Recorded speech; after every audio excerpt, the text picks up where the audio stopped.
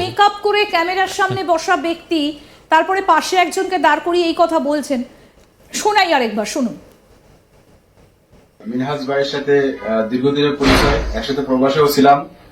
সবাই যেটা ভুল বুঝতেছে যে উনি মেজর ডালিম, আসলে উনি মেজর ডালিম না। আর উনি সাদা মনের একজন মানুষ, ভালো মানুষ। আসলে ওনার বিরুদ্ধে যে অপপ্রচার চলছে এটা আসলে কোনো যুক্তিযুক্ত বা কোনো ভালো কোনো কিছু না। ভালো থাকবেন সবাই।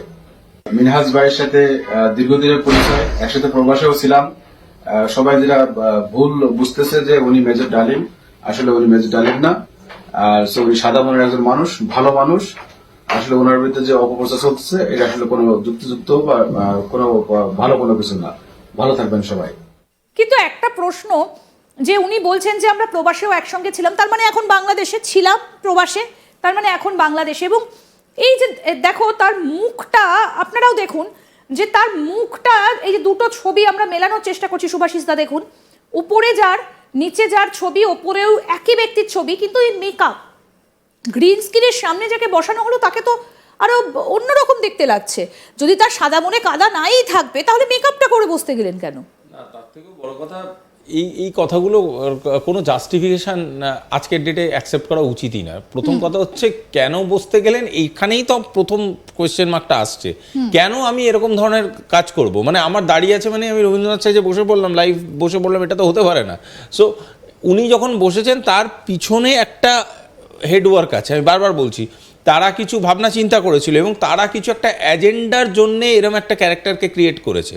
যেরকম একটা ক্যারেক্টার আছে, এরম একটা ক্যারেক্টার এভাবে কথা বলছে, এর সাথে একটা সেন্টিমেন্টাল লিঙ্কেজ তৈরি করে এরম একটা মানুষকে বসিয়েছেন। এবং যারা ধরুন মুজিব বিরোধী মানুষ বাংলাদেশে, তারা কিন্তু এটাকে দেখেছে। আজকের ডেটে দাঁড়িয়ে যারা এইটাকে নিয়ে আলোচনা করছে তারা আবার মুজিবপন্থী মানুষ।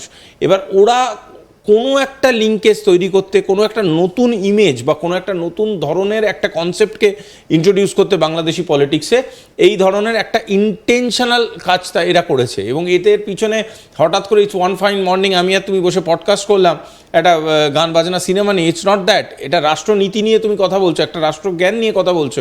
একটা দেশের মানে রাষ্ট্রীয় সম্পদ ছিলেন এই ভদ্রলোক, যাকে ইনি খুন করেছেন, তাকে নিয়ে যখন এরম ধরনের একটা মন্তব্য সৃষ্টি করছেন, উনি তাকে ক্যারেক্টার অ্যাসাসিনেশন করছেন, ওখানে বসে উনি বোঝাচ্ছেন যে কী করে বাংলাদেশকে মানে উনি বাঁচিয়েছেন ওনার হত্যা করে, সর্ট অফ থিংস। তো এই ধরনের ক্লেম যখন করছে, এটা জাস্ট একটা ভালো মানুষ মেলায় ঘুরতে গিয়ে ধরা পড়ে গেছিলো, গিয়ে একটা ইন্টারভিউ দিয়ে দিচ্ছে, ইটস নট দ্যাট কেস। পৃথিবীর মানুষকে এত বোকা ভাবার কিছু নেই। আর গোটা পৃথিবীর মানুষের মন মানে জামাতের মতো সরল সিধে নয়, তারাও বোঝে। একদমই প্রথম প্রমাণ, ভুয়ো মেজর ডালিমের নাম চট্টগ্রামের মিনজানুল আরেফিন সিদ্দিকী। অর্থাৎ এই যে যাকে মেজর ডালিম হিসেবে তুলে ধরা হয়েছিল, রাদার বলা ভালো প্রজেক্ট করা হয়েছিল, তার আসল নাম মিনহাজুল আরেফিন সিদ্দিকী, ভুয়ো মেজর ডালিমের নাম, অর্থাৎ যাকে দেখা যাচ্ছে এই মুহূর্তে এবং যার পেজ আপনাদেরকে আমরা দেখাচ্ছি।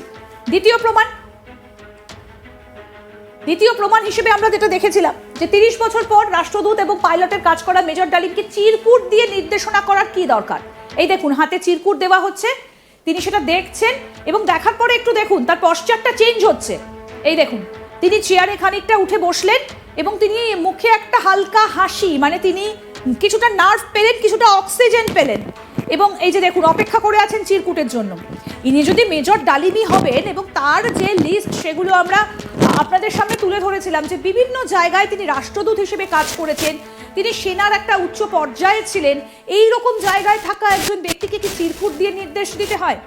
এই যে দেখুন আমরা প্রমাণ করে দিয়েছিলাম এইখানে যে ইনি মেজর ডালিম নন। 3 নম্বর প্রমাণটা এবার আপনাদের দেখাই। দেখুন তার মেকআপ, চট্টগ্রামের মিনজানুল আরেফিন সিদ্দিকী আর স্পেশাল মেকআপ করে মুজিবের খুনি ভুয়ো মেজর ডালিম। দেখুন মেকআপটা দেখুন, আমরা তো সবাই জানি যে এই মেকআপটাকে যেন কি বলা হয়, প্রস্থেটিক। এবং এই মেকআপ আমরা সিনেমাতে দেখেছি, অমিতাভ বচ্চনের উপর আমরা প্রয়োগ করতে দেখেছি একটা ছবিতে, এবং সেখানে একজন অত্যন্ত বয়স্ক মানুষের চরিত্রে তার মুখ, তার আদল, তার মেকআপ সেটাতে চেঞ্জ করা হয়েছিল। সেটা অনেকদিন আগেই আমরা এটা দেখেছি। দেখুন এই হচ্ছে মেকআপ। তারপর 4 নম্বর পয়েন্ট, কিভাবে আমরা প্রমাণ করেছিলাম যে ইনি একজন ভুয়ো ব্যক্তি। চোখের রেটিনা দিয়ে পরিচয় ধরা না পড়ার জন্য অন্যদিকে তাকিয়ে। আমরা সবাই জানি যে আই কন্টাক্ট অর্থাৎ রেটিনা কিন্তু আপনার হয়ে কথা বলবে। অনেক জায়গায় দেখা যায়, শুভাশিসদা এটা আপনারাও জানেন, যে অ্যাটেন্ডেন্স দিতে গেলে অনেক অফিসে তাকাতে হয় রেটিনা, মানে ওই মেশিনটার দিকে তাকাতে হয়, রেটিনা বায়োমেট্রিকের রেটিনা থাকে, কারণ এটার কোনোদিন কোনো পরিবর্তন হয় না। কারণ হচ্ছে রেটিনা আপনি জন্ম থেকে যেভাবে নিয়ে জন্মেছেন আপনার জীবনের শেষ দিন পর্যন্ত সেরকমই থাকবে। তাই টেলিপ্রম্পটার দেখে উনি পড়ছেন, ক্যামেরায় পড়ছেন না, গ্রিন স্ক্রিনের সামনে তিনি বসে রয়েছেন। ভুয়ো মেজর ডালিম কেন ক্রোমা গ্রিনের সামনে বসে রয়েছে এটাও আমরা দেখিয়েছিলাম, এবং আমরা একদম পাই টু পাই হিসেব করে প্রমাণ করে দিয়েছিলাম যে ইনি মেজর ডালিম নন, ইনি একজন ভুয়া ব্যক্তি। মিনজানুল এনার আসল নাম, মিনহাজুল বা মিনজানুল এনার আসল নাম আমরা প্রমাণ করে দিয়েছিলাম। এবার আমরা এই খবরটা পরিবেশন করার পর তিনি নিজেই বলেছিলেন যে আমি মেজর ডালিম নই। শোনাবো তার কথা, তবে তার আগে শুভাশিসদার কাছে একবার যাবো। শুভাশিসদা, আমরা এটা নিয়ে আলোচনা করেছিলাম এবং তারপরে পুরো বিষয়টা নিয়ে বাংলাদেশে কিন্তু নানা রকম কথা শুরু হয়ে গিয়েছিল।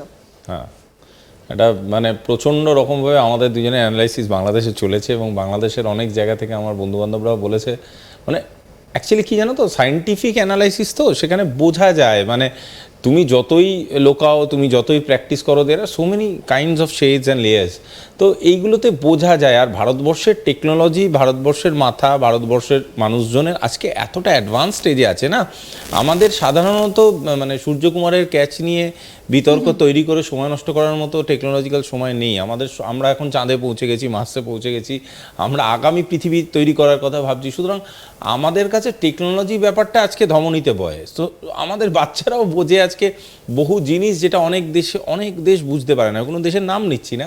এবং আমি এটাকে বলবো it's a kind of A technological try, which is not bad, it's a good try. But এই ক্ষেত্রে না করে অন্য ব্যাপারে করলে হয়তো আমরা পার্টিসিপেট করে অনেক সাহায্য করতে পারতাম, কিন্তু এই ক্ষেত্রে করেছে বলে আমাদের ধরাটাই একমাত্র কাজ হয়ে দাঁড়ালো। মিনজানুল আরেফিল সিদ্দিকী তিনি এবার চাপে পড়ে বলছেন যে না, আমি মেজর ডালিম নই। কি বলেছেন শুনুন।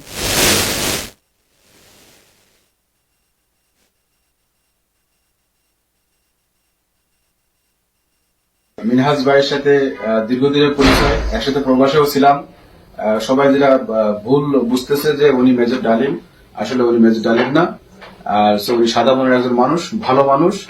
আসলে ওনার বিরুদ্ধে যে অপপ্রচার চলছে এটা আসলে কোনো যুক্তিযুক্ত বা কোনো ভালো কোনো কিছু না। ভালো থাকবেন সবাই। মিনহাজ ভাইয়ের সাথে দীর্ঘদিনের পরিচয়, একসাথে প্রবাসেও ছিলাম।